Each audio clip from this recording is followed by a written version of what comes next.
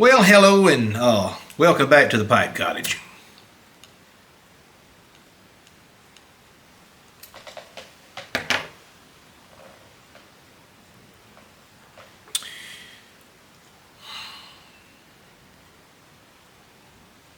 Many people have asked me in my travels and places that I've gone over the past year or so and speaking in different places.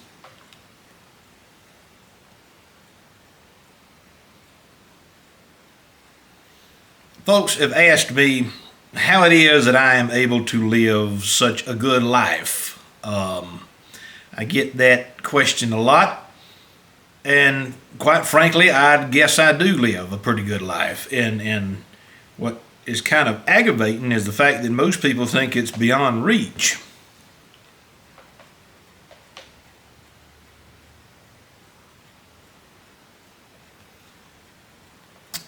But what is meant by living a good life? Well, I was reading Cicero's work over the weekend on the good life, and I probably read that for the first time as a teenager. And one of the main points that Cicero makes in like the first century before the incarnation is that the good life has to be based on moral principles.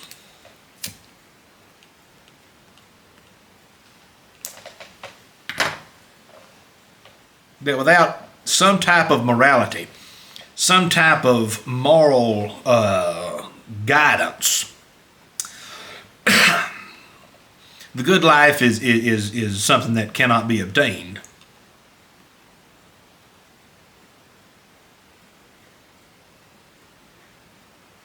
I didn't realize how rare it was until I was probably in my mid to late 20s.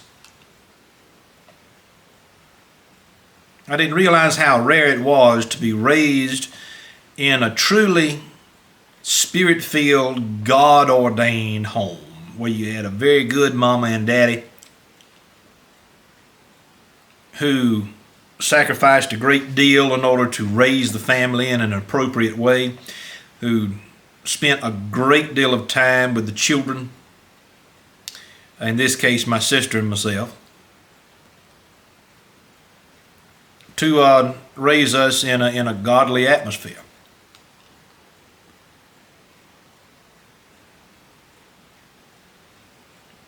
One of my Grandpa Harrelson's favorite country music singers was George Jones. One of George Jones's songs that he recorded years ago was, I think it was entitled Choices.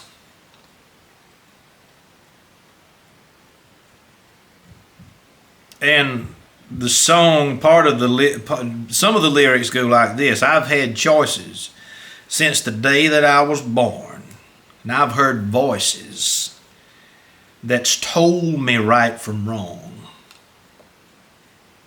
If I had listened, I wouldn't be here today, living and dying with the choices I've made.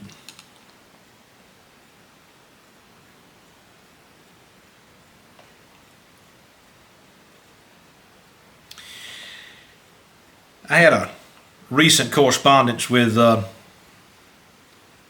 person via email, and this is a young person,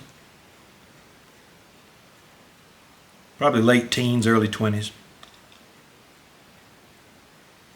And this young man was asking me about the history profession. He's thinking about going to graduate school and that sort of thing. And the conversation got into a much, much deeper level when he began to inquire about how to make good choices when you're younger, so that when you're older, your regrets are minimal.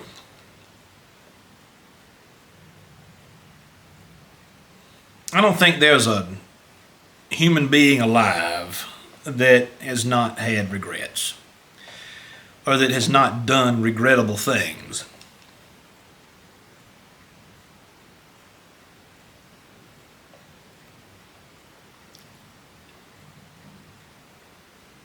But I think that a lot of that can be avoided if you learn to make wise and smart decisions from an early age.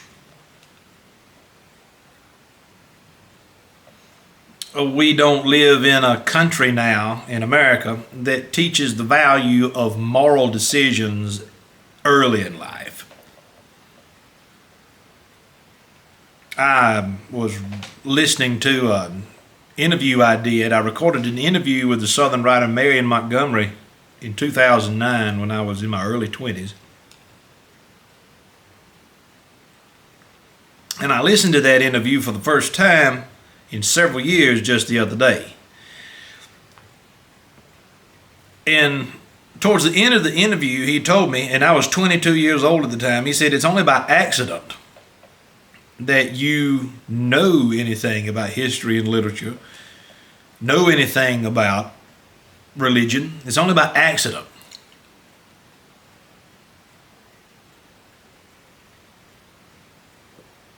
Because we no longer live in a society that values true education, and the young people, probably this has been the case throughout history, but most young people make bad choices. I'm talking people in their late teenage years, early 20s.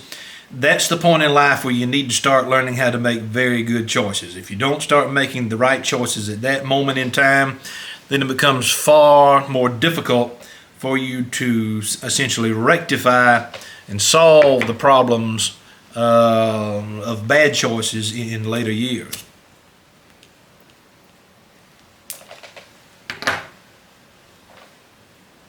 Of course, I'm not saying that bad choices cannot be solved, especially through the almighty power of God. There are many people I've known throughout my life, they live their life in a state of, well, devilment, a life of sin. All through their early adulthood years, all through their 30s, sometimes people well into their 40s and 50s, and they come to know Christ and it turns everything around. But by that point, you've wasted the majority of your life on things that simply don't matter.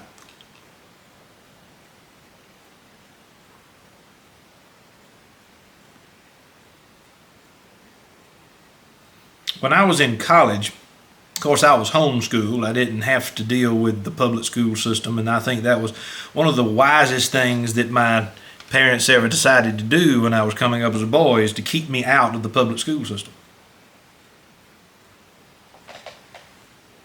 A little touch of scotch today, not bourbon. A little nudge of scotch to enjoy this Sabbath afternoon.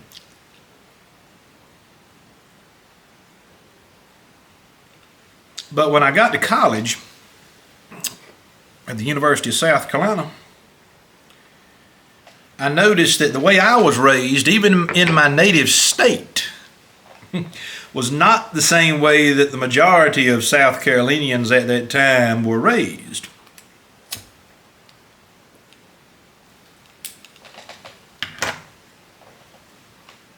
When I was in college, it was earlier than that.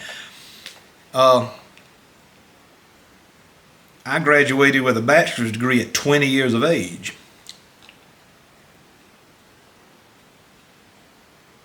So all during those late teen years, I was exposed to some horrible people and some horrible hobbies that people have at that point in life. I mean, most of the people, I didn't really have any close friends at all in college.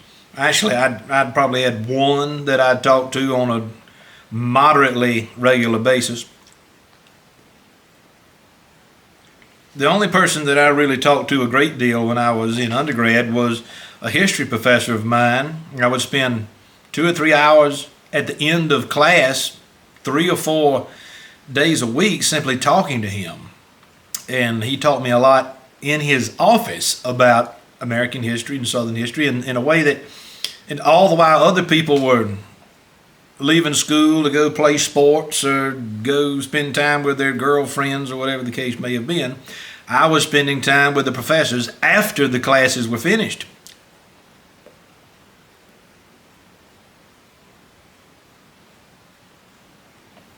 And most of the time when I finished talking to the professor, it would be 4 or 5 o'clock in the afternoon.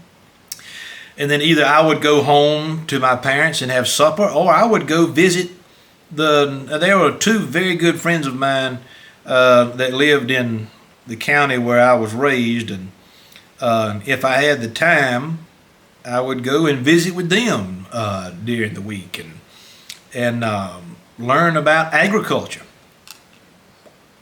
Learn about the old ways. When I was a teenager, one of the highlights of my day was to talk to the old people in the community who could tell me something about what that part of the world looked like decades before I was born. I was always extremely interested in that, learning from older people. I'm going to put that pipe down and finish enjoying that a little bit later. I did enjoy I had a girlfriend, and I enjoyed that relationship, and I'm glad that relationship did not end up being the final relationship. But one thing that I noticed going on, and I was often criticized about this, one thing that I noticed going on when I was, particularly in my early 20s, is that far too many of my peers were allowing their biological nature to control their actions.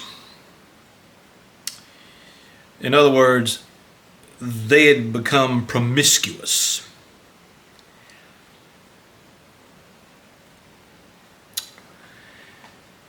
I think one of the worst, and this is not a popular opinion, but this is what I tell young people when they ask the question: how can we live a good life? How can we achieve essentially the dream of independence, self-sufficiency, have a stable source of income, financial security, have a good home, essentially to live a good life? And one of the first things I tell people is that don't be promiscuous. We live in a culture now where it's everywhere. And sex before marriage is in almost every popular video that you can find coming out of Hollywood. It is a part of the literature that most people read on the popular level. And this may sound a little bit taboo, but I don't know why people expect God to give them favor when they're living like the devil and not really giving God his due credit, not paying attention to what he's told us to do. Scripture tells us that if you are burning with passion, you need to get married. But I believe that unless you're going into the priesthood, unless you're seeking to follow the religious life in that particular manner,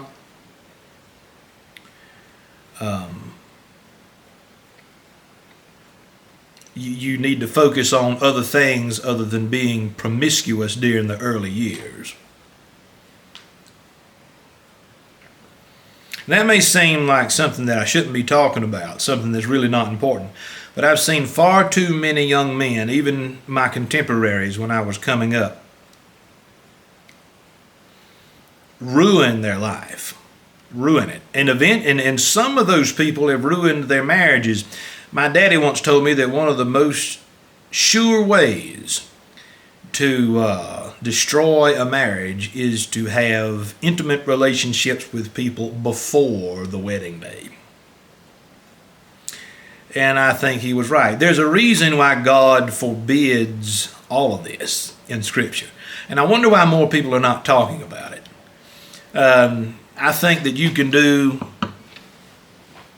whatever you can on your own accord. You can get a good education. You can learn a trade.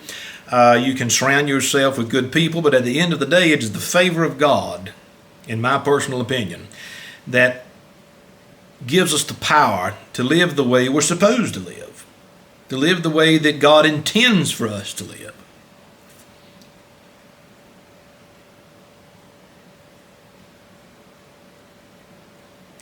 And I think two is better than one.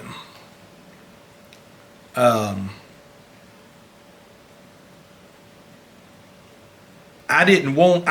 always wanted to be married. I knew that I would be married, but I was nearly 30 years old before I got married.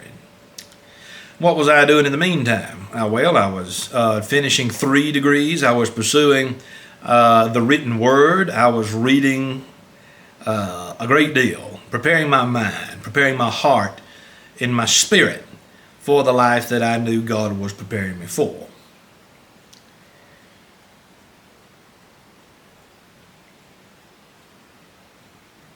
And now, after nearly 10 years of marriage, I can tell you that 2 is better than 1.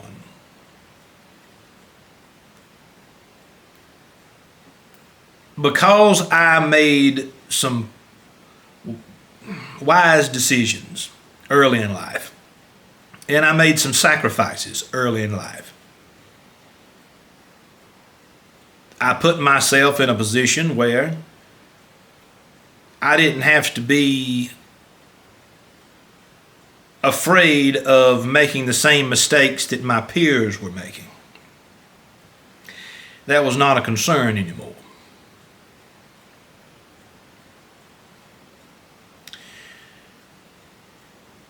I never imagined, even 10 years ago, that I would have the life that I have now. That I would have 3 beautiful children, a beautiful wife, a wonderfully beautiful piece of land. I never could have imagined that at this point in my life I would have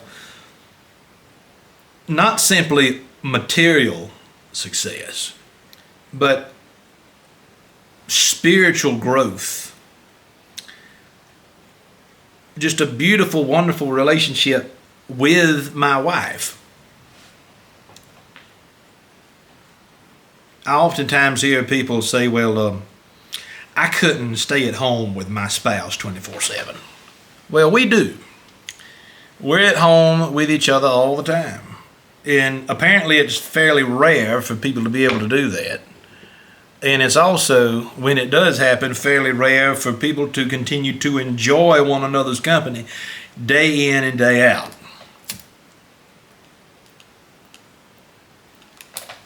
Why is all of this strange to people? I don't understand. I don't understand why it's strange to many of my viewers and followers that I live a good life.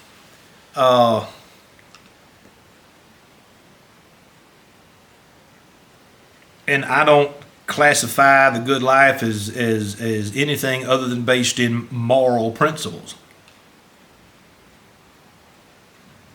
There has to be a sense of duty, a sense of honor and obligation. You can't simply wake up every morning and say, we'll simply do the minimum. We'll do the absolute minimum to get by today. And we'll do the same thing tomorrow. No, each and every day has to be treated as a gift and as an opportunity to fulfill God's plan for our lives. So I was reading in Cicero, and of course we know that Cicero was prior to Christ. But I was reading through this the other day and noticed all the stuff that I underlined when I first read this as a teenager.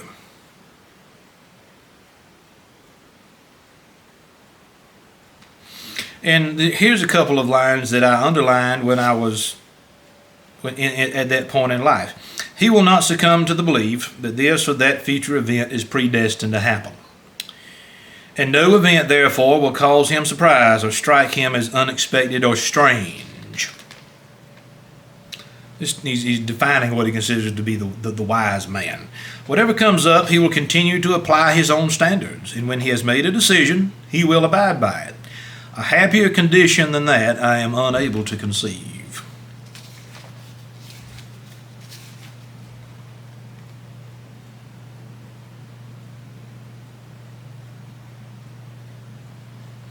Why then should the wise man, who is the practitioner of a far greater art, follow the pleasure of the crowd instead of pursuing the truth without regard to popular pressures. Surely it is the height of foolishness to attach great importance to people in the mass, when in their individual capacities you look down on them as mere uneducated laborers. I've also been criticized in recent years for perhaps being prideful and boastful because I have an education. And recently I ran across a quote from Aristotle.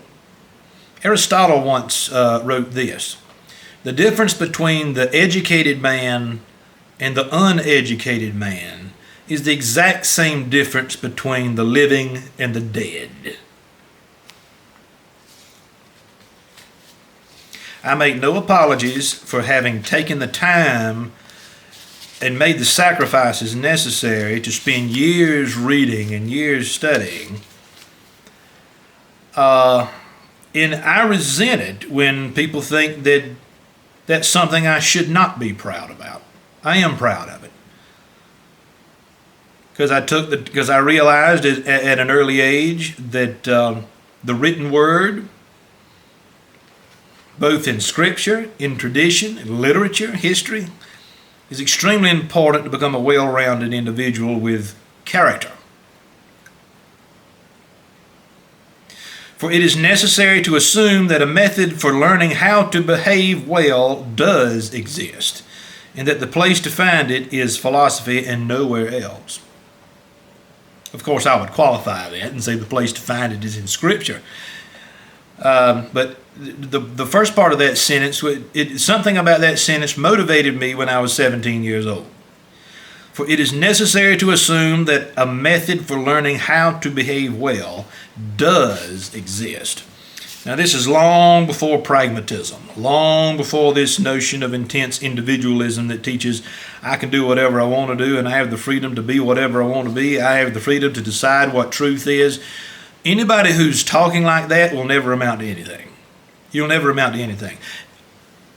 People who talk like that have repeatedly throughout history failed miserably. Listen to this.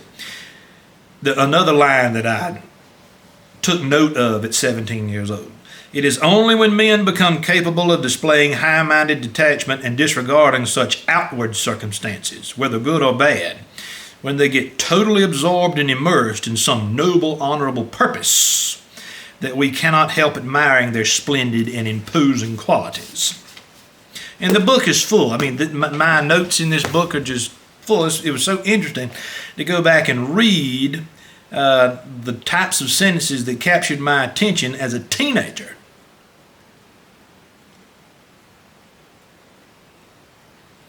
This is one reason that I've never been interested in sports or hobbies that consume the time and the energy of the people who are involved with them. And it doesn't matter what it is. You run the risk of making an idol out of whatever hobby or interest that you have. You run the risk of making an idol out of that.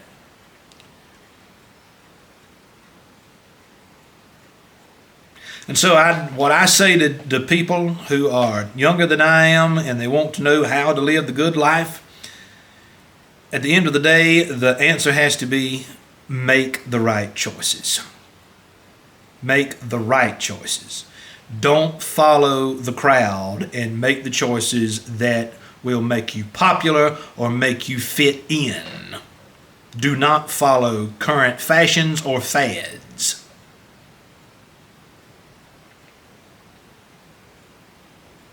And to make the right choices, you have to have a sense of morality. If you don't have that, then there's not much that the culture is going to do for you. There's not much that your family is going to do for you. There's really not much you can do for yourself without a sense of morality. And this, to me, seems very basic, seems very simple. I don't understand why most people don't have this, but apparently it's becoming more rare by the day. The culture of the consumer culture and the culture of immediate gratification exported by America to the rest of the world at this point has almost annihilated the ability to sit down, think, to read, to study, and quite frankly, to have the time to smoke a pipe, to enjoy smoking a pipe.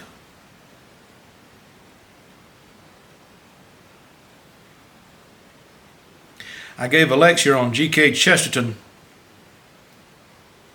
last summer up in Philadelphia, and one of the things that I said in that lecture, which I thought was a rather Chestertonian thing to say, is that if you can't appreciate the smallest of things, then you will never be able to appreciate the biggest of things.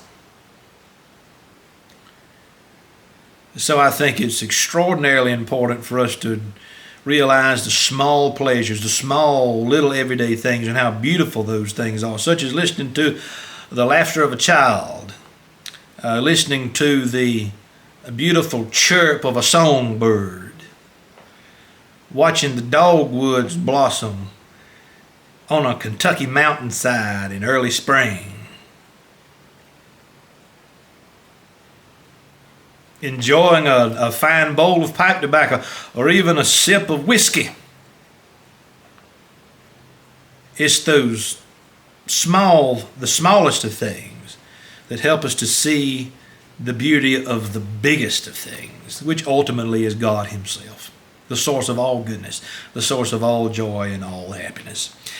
But if you like this content, if this is a topic you would like to hear more about, please let me know. If it's something that's really not important to you, then perhaps the best thing is just keep your mouth shut. I admire people who have an opinion about various and sundry topics, but choose when and how to share that opinion with wisdom. And with the comment sections on social media content, there's very little wisdom involved with a lot of that. And so I take most of it with a grain of salt. But if you do want to hear more about this topic, I'd be interested in hearing from you. And I will also say this, for those of you who are interested in a more detailed discussion, just send me an email. Sometimes I get pretty extensive epistles in the comment section under a video, and viewers are wanting me to engage in a more in-depth discussion. Well, I don't like doing that in a comment section, but I always prioritize emails. So if there is something that you would like to discuss, or if there's some way I can help you, or there's an idea that I've talked about in one of these videos that sparked your interest and you want to go a little deeper, I'm open and available to talk to serious-minded people who are genuinely interested in what I have to say. Otherwise, the comment section really doesn't mean that much. But ladies and gentlemen, I've got to go. I'm going to finish my pipe, finish the whiskey. This is Alan Harrelson with the Pipe Cottage. Thank you for stopping by.